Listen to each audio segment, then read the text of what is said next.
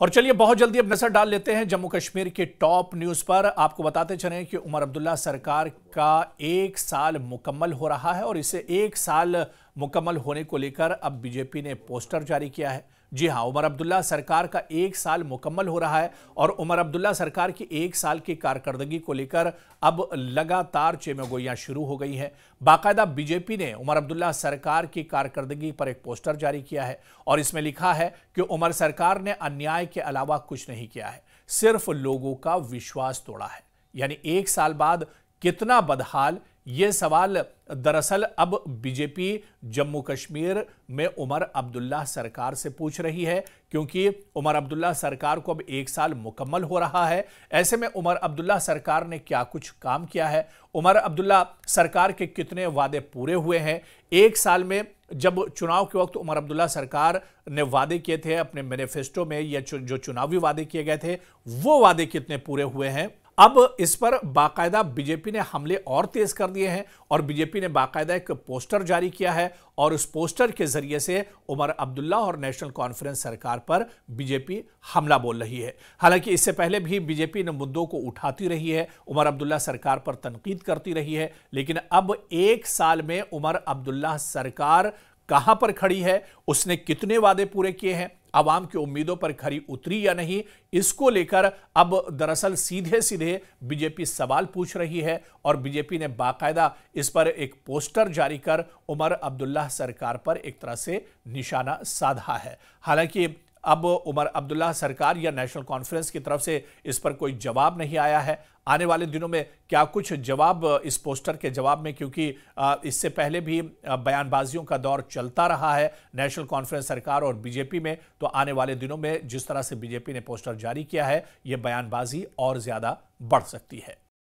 उधर एक और बहुत अहम खबर है, श्रीनगर में आज उमर अब्दुल्ला कैबिनेट की अहम बैठक होने वाली है। जी हां, उमर अब्दुल्ला सरकार को क्योंकि 1 साल मुकम्मल हो रहा है और इसके अलावा आने वाले दिनों में असेंबली का सेशन भी शुरू हो रहा है, तो ऐसे में आज उमर अब्दुल्ला कैबिनेट की बहुत अहम बैठक होने वाली है।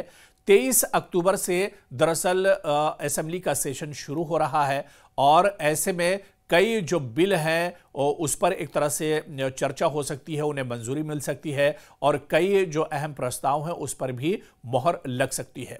तो आज उमर अब्दुल्ला कैबिनेट की बहुत अहम बैठक श्रीनगर में होने वाली है, कई अहम मुद्दे उठाए जाएंगे। इसके अलावा आने वाला जो असेंबली सेशन है उसको लेकर नेशनल कॉन्फ्रेंस सरकार का रोड मैप क्या कुछ होगा, क्या कुछ मैकेनिज्म होगा, उसको लेकर भी चर्चा की जा सकती है। यानी इस कैबिनेट में आने वाले चाहे असेंबली सेशन की बात करें, राज्यसभा चुनाव की बात करें या फिर बाइपोल 2 सीटों पर जो चुनाव होने वाले, ये तमाम मुद्दे एक तरह से इस कैबिनेट बैठक में आ सकते हैं। और इसके अलावा सबसे अहम और सबसे ज्यादा जो फोकस होगा वो दरअसल 23 अक्टूबर से शुरू होने वाले असेंबली सेशन पर ही फोकस होगा कि असेंबली की कार्रवाई किस तरह से ठीक ठाक तरीके से चलाई जाए और क्या कुछ मुद्दे होंगे जो असेंबली में एक तरह से उठाए जा सकते हैं, या अपोजिशन कौन से मुद्दे उठा सकता है और उसका जवाब किस तरह से दिया जा सकता है। उधर राज्यसभा चुनाव में वोट नहीं करेगी सज्जाद लोन की पार्टी। जी हां, सज्जाद लोन ने बड़ा हमला बोला है उमर अब्दुल्ला सरकार पर और नेशनल कॉन्फ्रेंस सरकार पर और खासतौर से उमर अब्दुल्ला पर टारगेट साधा है। और अब सज्जाद गनी लोन ने बड़ा ऐलान किया है, उन्होंने कहा है कि उनकी पार्टी राज्यसभा चुनाव में शिरकत नहीं करेगी। सज्जाद गनी लोन ने कहा कि नेशनल कॉन्फ्रेंस को वोट देने से अच्छा मरना पसंद करूंगा उमर अब्दुल्ला। और ऐसे में उन्होंने कहा है कि यह सरकार पूरी तरह से नाकाम रही है और ऐसे में इस सरकार के हक में वोट करना या उमर अब्दुल्ला के साथ जाना यह ठीक नहीं है। क्या कुछ सज्जाद गनी लोन ने दरअसल कहा है, उनका बयान क्या कुछ है, उनका बयान भी हम आपको सुना देते हैं और उसके बाद उमर अब्दुल्ला का बयान भी, सज्जाद गनी लोन पर भी उन्होंने जवाब दिया है उनके इस बयान पर। और उमर अब्दुल्ला ने कहा है कि यही असल वक्त है कि वो साबित करें कि वो बीजेपी के साथ नहीं है।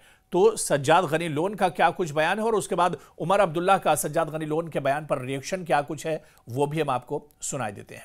पिछले 1 साल से सरकार आपकी है, अब आप सबूत दें जम्मू कश्मीर के लोगों को कि आपने बीजेपी के कहने पर कांग्रेस को राज्यसभा सीट नहीं दी। मैं आज आपको एक्यूज कर रहा हूं कि आपने बीजेपी के कहने पर कांग्रेस को सीट नहीं दी। मैं ये कहना चाहता हूं कि आप दिल्ली गए, जैसे 2019 में रात को दिल्ली गए, सवेरे 370 लिया। परसों वो मैराथन के बहाने भी आप दिल्ली थे, तो मुझे उसी वक्त मैंने वल्ला इन सबको बोला कि गई, कांग्रेस को ये सीट नहीं देंगे। मेरे कांग्रेस के साथ लाखों इख्तलाफ हैं, लेकिन एक हकीकत है कि जहां तक एंटी बीजेपी का मामला है, ये एक पार्टी है जो पक्की एंटी बीजेपी है, जो कभी बीजेपी के साथ नहीं बैठ सकती। मैं खुद 2015 में बीजेपी की और पीडीपी की जो सरकार थी उसमें रहा हूं, पीडीपी का उनके साथ था। और बदनाम ज़माना एनडीए गवर्नमेंट में, बदनाम ज़माना एनडीए गवर्नमेंट में उसके जो फॉरेन मिनिस्टर थे बदनाम ज़माना, वो उमर अब्दुल्ला साहब थे। हम सब कभी ना कभी उनके साथ बैठे हैं, लेकिन एक कांग्रेस है जो कभी नहीं बैठी है, और उस कांग्रेस को आज उनने सीट नहीं दी। एक और चीज बता दूं मैं आपको, जब भी स्टेटहुड का मामला उठेगा, दो पार्टियां बड़ी अहम हैं, कांग्रेस और बीजेपी। बीजेपी तो दे नहीं रही है, दूसरी पार्टी जो आपको स्टेटहुड दे सकती है वो है कांग्रेस। और ये बिहेवियर है हमारे नेशनल कॉन्फ्रेंस साहब का उस कांग्रेस के साथ। मैं मर जाऊंगा लेकिन कभी नेशनल कॉन्फ्रेंस को वोट नहीं दे सकता, ना नजरियाती तौर, और ऐसे भी मैं उस वर्कर को क्या मुंह दिखाऊं जिसकी मां को कैंसर है। एलजी ने 5 साल उसको पनिशमेंट पोस्टिंग नहीं दी पीसी होने के लिए, लेकिन आपकी सरकार ने आज 100 किलोमीटर दूर भेजा है। कांग्रेस वालों से बात हुई मेरी इंडिविजुअली, कोई पार्टी की लेवल पर नहीं। आप क्या करेंगे? मुझे तकरीबन 3-4 जो दोस्त यार हैं कांग्रेस, मैंने बोला आप होंगे तो मैं आपको सपोर्ट करूंगा।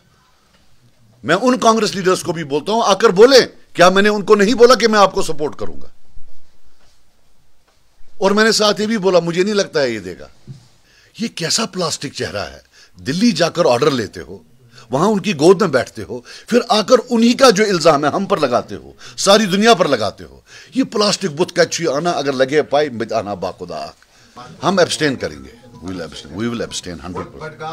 हमारे चारों उम्मीदवार वो मीडिया के सामने आए और उन्होंने पीडीपी और बाकी एआईपी और सबको, उस वक्त तो सजाद लोन साहब की तरफ से कोई बयान आया नहीं था, उन्होंने सजाद लोन साहब से भी अपील की थी कि वो नेशनल कॉन्फ्रेंस के हक में वोट दें। अब साहब ने इलेक्शन से जो है बाहर रहने का फैसला लिया है, वो वोट नहीं डालेंगे। उसका फ़ायदा किसको होगा वो आप भी जानते हो, मैं भी जानता हूँ। अब क्या मजबूरी रही, कम से कम अपील करता हूँ कि वो इलेक्शन से बाहर ना रहें, वो अपना वोट दें और ये साबित करें कि वो वाकई बीजेपी के खिलाफ हैं। ये सीधा मुकाबला नेशनल कॉन्फ्रेंस और बीजेपी का है और कोई है नहीं इसमें।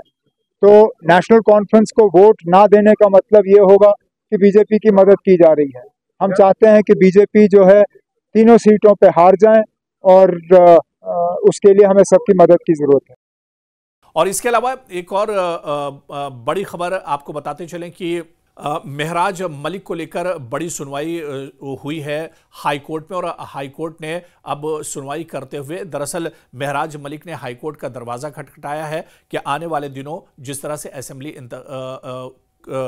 असेंबली के अंदर कार्रवाई होने वाली है, असेंबली का सेशन शुरू होने वाला है, तो उस सेशन में उन्हें जाने की, सेशन अटेंड करने की इजाज़त दी जाए। और इसके अलावा राज्यसभा के 4 सीटों पर जो चुनाव होने वाले हैं, उस राज्यसभा के चुनाव में भी शिरकत की इजाज़त उन्हें दी जाए। तो ये 2 बड़ी मांगें रखी गई हैं। हालांकि कल इस पर सुनवाई हुई थी, जहां पर पहली और शुरुआती तौर पर हाई कोर्ट ने रियासती सरकार को ये पहल की है, रियासती सरकार से जवाब मांगा है, रियासती सरकार से कहा है कि वो महराज मलिक के मामले पर अपना जवाब दाखिल करें और ये बताएं कि वो असेंबली सेशन और राज्यसभा के जो चुनाव है उसमें शामिल हो सकते हैं या नहीं है। और जब सरकार की तरफ से अपना जवाब दाखिल किया जाएगा, अगली सुनवाई इस पर एक बार फिर से की जाएगी।